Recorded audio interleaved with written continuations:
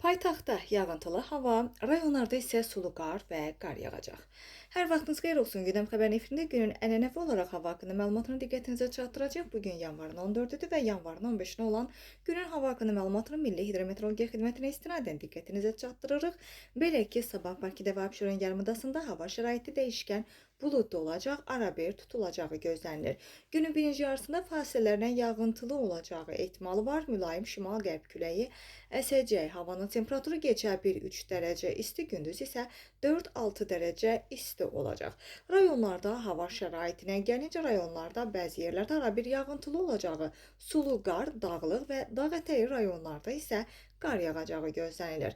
Ayrı-ayrı yerlərdə yağıntının intensivləşəcəyi ehtimalı var. Axşam yağıntılar tədricən kəsiləcək. Bəzi yerlərdə arabir duman olacaq və mülayim qərb küləyi əsəcək.